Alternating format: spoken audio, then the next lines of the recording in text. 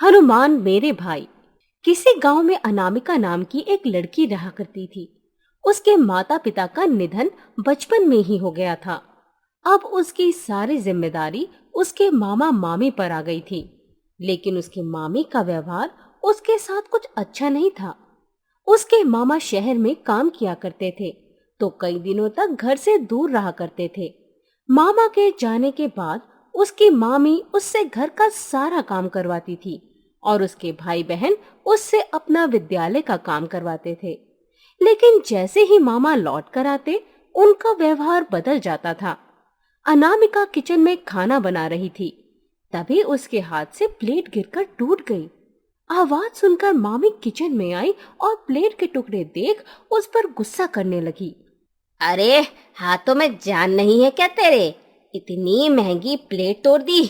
अब इसका खर्चा क्या तेरे माँ बाप ऊपर से आकर देंगे? ये सुनकर अनामिका रोने लगी। उसकी मामी ने पास रखा चिमटा उठाया और उसके हाथ से छुआ दिया।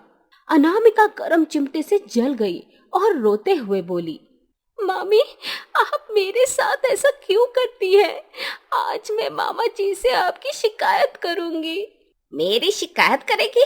रुक, तुझे अभी अच्छा सबक सिखाती हूँ। कहकर मामी ने अनामिका का हाथ पकड़ा और उसे घर के एक अंधेरे कमरे में बंद कर दिया। उस कमरे में केवल एक खिड़की से ही प्रकाश आ रहा था। खिड़की के बाहर एक हनुमान जी का मंदिर था। अनामिका रोते हुए खिड़की के पास खड़ी होकर मंदिर को देखने लगी और कहने लगी, सब लोग आपकी पूजा करते हैं, आप लोगों की रक्षा करते हो, फिर मेरा तो कोई नहीं है। आप मुझे क्यों नहीं बचाते मामी से? वो हर रोज मुझे मारती हैं, डांटती हैं, खाना भी नहीं देती। आखिर अब आप मेरी मदद कब करोगे?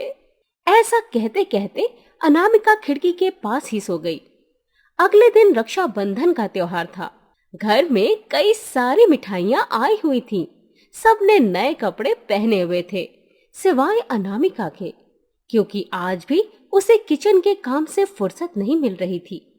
उसकी बहन ने अपने भाई को राखी बांधी, तो ये देख अनामिका ने सोचा, काश मेरा भी कोई भाई होता तो मैं उसके हाथ पर भी राखी बांधती। अनामिका खड़े खड़े इतना सोच ही रही थी कि तभी उसकी आंखें चमक गईं। उसने अपनी मामी के पास आकर कहा, मामी, मुझे भी एक राखी दे दो ना। तो क्या करेगी राखी का? किसके बांधेगी? तेरा तो कोई भाई नहीं है, अनाथ है तू, अनाथ। ये सुनकर उसके भाई बहन हंसने लगे। मामी के कड़वे बोल सुनकर अनामिका बाहर की ओर भागकर मंदिर में आ गई और हनुमान जी के सामने रोने लगी। आज तो रक्षाबंधन है, मेरा कोई भाई नहीं है, तो क्या हुआ? मैं आपको अपना भाई मान लेती हूँ। आज से आप मेरे भाई हो। इतना कहकर अनामिका ने वहां रखा कलावा राखी के रूप में हनुमान जी को बांध दिया और खुश होकर अपने घर वापस आ गई। सुबह हो चुकी थी। कल से काम कर कर थकी अनामिका आज कुछ ज्यादा देर तक ही सोती रह गई, तो उसकी मामी ने चिल्ला चिल्ला कर घर सिर पर उठा लिया। ए लड़की, उठ। राजकुमारी की तरह क्या सो रही है? उठ और काम में लग जा। आज मेरी सहेलियां आएंगी। घर एकदम साफ सुथरा होना चाहिए। मामी की बात सुनकर अनामिका उठ तो गई, लेकिन उसकी नींद पूरी नहीं हुई थी। वो आधी नींद में ही घर के काम करने लगी, जिसके कारण उसके हाथ से फूलदान सरक कर गिर गया और टूट गया। ए भगवान, ये लड़की मेरा और कितना नुकसान करेगी। इतना महंगा फूलदान तोड़ दिया। आज तो इसे अच्छा सबक सिखाती हूँ। इतना कहकर मामी आज डंडा लेकर उसकी तरफ लपकी और जैसे ही मारने को हुई, डंडा हवा में ही अटक गया। अब वो डंडा हिलने का नाम ही नहीं ले रहा था। अपनी माँ की ये हालत देख दोनों बच्चे हंसने लगे। अनामिका भी ये चमत्कार देखकर अचंभित थी। तभी उसकी नजर दरवाजे के पास खड़े मुस्कुराते हुए हनुमान जी पर पड़ी। हनुमान, मेरे भाई।